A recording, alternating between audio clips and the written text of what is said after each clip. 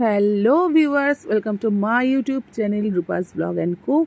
তো আজকে বুঝতেই পারছেন দেখে যে আজকে রান্না করতে চলেছি একদম অন্যরকম স্টাইলের মাটনের ঝোল। আর রান্নাটা করব কোথায়? হাঁড়ির মধ্যে। এই দেখুন, আমি ওভেনে হাঁড়ি বসিয়ে দিয়েছি। হাঁড়িটা গরম হতেই দিয়ে দিচ্ছি বেশ খানিকটা সর্ষের তেল। এখানে আমার 1.5 কেজির মতন মাটন রয়েছে।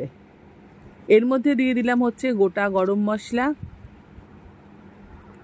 গোটা গরম মশলার সাথে তেজপাতা দিয়ে দিয়েছিলাম, সেটা ফোড়ন হতেই ওর মধ্যে দিয়ে দিচ্ছি জল ঝরিয়ে রাখা মাটনগুলোকে ভালো করে ধুয়ে জল ঝরিয়ে রাখা হয়েছে। সেই জল ঝরানো মটনটাকে এর মধ্যে দিয়ে দিলাম।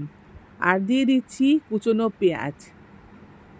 পেঁয়াজ এখানে বড় সাইজের 4টে ছিল, বেশ খানিকটা আদা রসুন বাটা, আর ধামসা আলু, বড় বড় গোল গোল একটা একদম আস্ত আস্ত আলু সেরকম দিয়ে দিলাম। আর ছোট ছোট বেশ কয়েকটা পেঁয়াজ দিয়ে দিলাম, গোটা একটা রসুন দিয়ে দিলাম, সঙ্গে দিলাম গোটা কাঁচা লঙ্কা, স্বাদ অনুযায়ী নুন। এর মধ্যে দিয়ে দেবো হচ্ছে হলুদের গুঁড়ো, যতটা প্রয়োজন ঠিক ততটাই। আর দিয়ে দিচ্ছি এর মধ্যে লঙ্কার গুঁড়ো,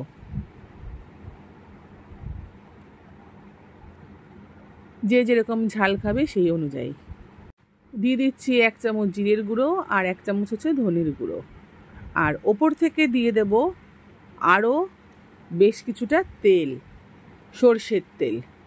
তো দিয়ে খুব ভালো করে নাড়তে হবে।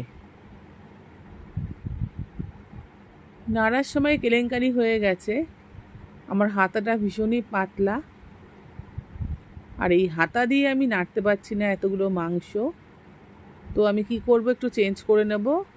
আমি এবার একটু হাতা নিয়ে নিচ্ছি, একটা ভালো ভারী হাতা আছে, তো সেটা দিয়ে আমি এই মাংসটাকে নাড়ব।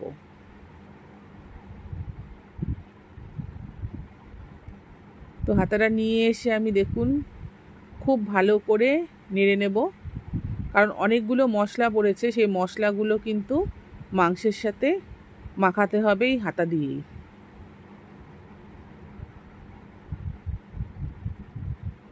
আর গ্যাসটাকে কিন্তু আমি এখন বাড়িয়ে দিয়েছি, আর পুরো রান্নাটা কিন্তু আমি একদম কমিয়ে দিয়ে করব, তাহলে মাংসটা সফটও থাকবে আর সেদ্ধটা খুব ভালো হবে। একদম অন্য ধরনের একটা টেকনিক, আপনারা ভালো করে দেখুন, ভিডিওটা কিন্তু একদম স্কিপ করবেন না। তো মাংসটা ভালো করে নেড়ে নিলাম। এবার কিছুক্ষণ একটু মাংসটা হতে দেব আর কি, কষুক।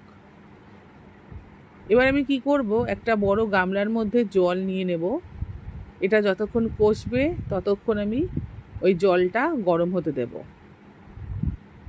ঠিক পাশের ওভেনেই কিন্তু আমি ওই জলটা বসিয়ে দিয়েছি। আর এই মাংসটা কি করব, আমি এইভাবে ঢাকা দিয়ে দেব।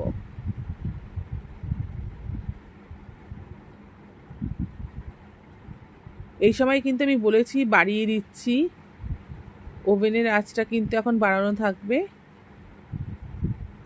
ফুল দমে হবে। আর ওই সাইডে আমি জল গরম হতে দিয়েছি। তো বলে রাখি, আমার এই চ্যানেলটি এখনও পর্যন্ত যারা যারা সাবস্ক্রাইব করেননি, চ্যানেলটি সাবস্ক্রাইব করে দিয়ে পাশে থাকবেন। আর চ্যানেলটি সাবস্ক্রাইব যখন করবেন তখন তার পাশে থাকা বেল আইকনটিও প্রেস করে দেবেন। তো এই দেখুন, ঢাকাটা খুলে দিয়েছি।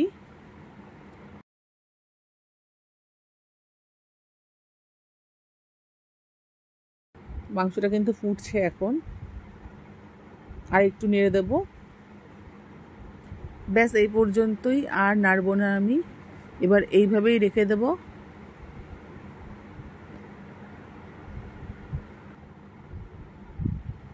এই যে গরম জলটা মাংসের মধ্যে আমি ঢেলে দেব। আমি কিন্তু বেশিক্ষণ কিন্তু কষাবো না মাংসটা। তো এই যে গরম জলটা দিলাম, এবার আমি কি করব, আঁচটাকে একদম কমিয়ে দেব।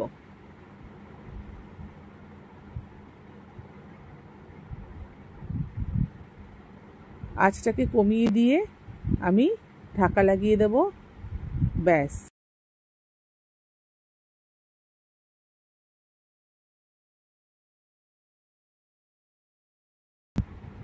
তারপর কমসে কম 40 মিনিটের মতন মাংসটা ফুটতে দেব। পুরোটাই কিন্তু করব আমি কম আছে। তো তারপর দেখবো একদম ঝোলটা রান্না হয়ে গেছে সুন্দর। এই দেখুন আমি নামিয়ে নিচ্ছি আর বাটিতে বাটিতে বেড়ে নিচ্ছি। ঠিক এরকমই হবে দেখতে, আর খুব সুন্দর একটা গন্ধ বেরোবে। আপনারা অবশ্যই এরকম প্রসেসে একবার মাটন রান্না করে দেখবেন, দারুণ টেস্টি হবে। আর গরম ভাতে তো জাস্ট জমে যাবে। এই দেখুন যেরকম দেখতে সুন্দর হয়েছে, খেতেও কিন্তু খুব সুন্দর লাগবে।